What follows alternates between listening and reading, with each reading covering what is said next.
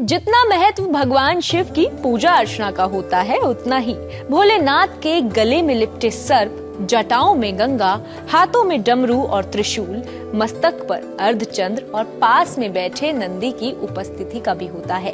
ये सब चीजें भगवान शिव से जुड़ी पवित्र प्रतीक हैं। शिवरात्रि आने को है, तो ऐसे में हमने सोचा क्यों ना आज आपको भगवान शिव से जुड़े पवित्र प्रतीकों और उनकी महिमा के बारे में बताया जाए, ताकि जब भी आप भगवान शिव के दर्शन करने उनके मंदिर जाएं, तो आपको उनसे जुड़े प्रतीकों के महत्व का संपूर्ण ज्ञान हो।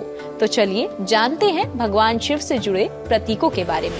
सबसे पहला, त्रिशूल। शंकर भगवान अपने हाथों में त्रिशूल धारण करते हैं। शिव का त्रिशूल जीवन के 3 मूलभूत पहलुओं का प्रतिनिधित्व करता है। ये तीनों कालों यानी कि वर्तमान, भूत और भविष्य के साथ सतगुण, रजगुण और तमगुण का प्रतीक माना जाता है। इनसे ही सृष्टि की उत्पत्ति और प्रलय होता है। नंबर 2, रुद्राक्ष। भोलेनाथ अपने गले में रुद्राक्ष की माला सदा धारण करते हैं। माना जाता है कि रुद्राक्ष की उत्पत्ति भगवान शंकर के आंसुओं से हुई है। इसे धारण करने से सकारात्मक ऊर्जा मिलती है। कहा जाता है कि सच्चे मन से भगवान भोले की आराधना करने के बाद जो भी भक्त रुद्राक्ष धारण करता है, उसका तन मन पवित्र हो जाता है। नंबर 3, जटाओं में गंगा। पौराणिक कथाओं के अनुसार महाराज भागीरथी की कठोर तप से प्रसन्न होकर जब गंगा पृथ्वी पर आई, तो उनका आवेग इतना ज्यादा था कि वो संभाले नहीं संभल रहा था। भागीरथ की प्रार्थना से प्रसन्न होकर भोलेनाथ ने गंगा को अपनी जटाओं में कैद कर लिया।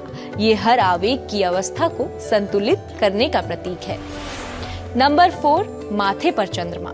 चंद्रमा मन का कारक है। शिव पुराण के अनुसार महाराज दक्ष के श्राप से बचने के लिए चंद्रमा ने भगवान शिव की पूजा की थी। भोलेनाथ चंद्रमा के भक्ति भाव से प्रसन्न हुए और उनके प्राणों की रक्षा की। चंद्रमा के निवेदन पर ही शिव ने उन्हें अपने सिर पर धारण किया। चंद्रमा के घटने और बढ़ने का कारण महाराज दक्ष का श्राप ही माना जाता है। 5वां, पैरों में कड़ा। शिव जी अपने पैरों में कड़ा धारण करते हैं। ये कड़ा स्थिरता और एकाग्रता को दर्शाता है।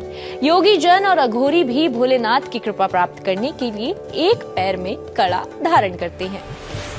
6, मृगछाला, यानी कि भोलेनाथ मृगछाला पर विराजते हैं। माना जाता है कि इस पर बैठकर साधना करने से इसका प्रभाव पड़ता है और मन की अस्थिरता भी दूर होती है। तपस्वी और साधना करने वाले साधक आज भी मृगासन या फिर मृगछाला के आसन को ही अपनी साधना के लिए श्रेष्ठ मानते हैं। 7वां, डमरू। भोलेनाथ अपने हाथ में डमरू धारण करते हैं। इसे संसार का पहला वाद्य कहा जाता है। इसके स्वर से वेदों के शब्दों की उत्पत्ति हुई, इसीलिए इसे नाद ब्रह्म या स्वर ब्रह्म कहा गया है। भगवान शिव ने 14 बार डमरू बजाकर अपने तांडव नृत्य से संगीत की उत्पत्ति की थी, ऐसी मान्यता है। 8वां, खप्पर। पौराणिक कथा के अनुसार महादेव ने अपने साथ रहने वाले भूत प्रेत, नंदी, सिंह, सर्प, मयूर और मूषक के लिए मां अन्नपूर्णा से भिक्षा मांगी। मां अन्नपूर्णा ने भगवान शंकर का खप्पर अन्न से भर दिया। कहा जाता है कि ये खप्पर आज तक खाली नहीं हुआ है और इसी से सारी सृष्टि का पालन हो रहा है। 9वां, नंदी। भोलेनाथ की सवारी नंदी धर्म, शक्ति और प्रतीक्षा का प्रतीक माना गया है। ये भक्ति भाव को दर्शाता है और साथ ही नंदी को नैतिकता का संरक्षक माना जाता है। तो ये थे भोलेनाथ के शुभ प्रतीकों से जुड़ी कुछ जानकारी। उम्मीद करते हैं कि आपको ये जानकारी अच्छी लगी हो। फिलहाल के लिए इतना ही। आप देखते रहिए इंडिया टीवी।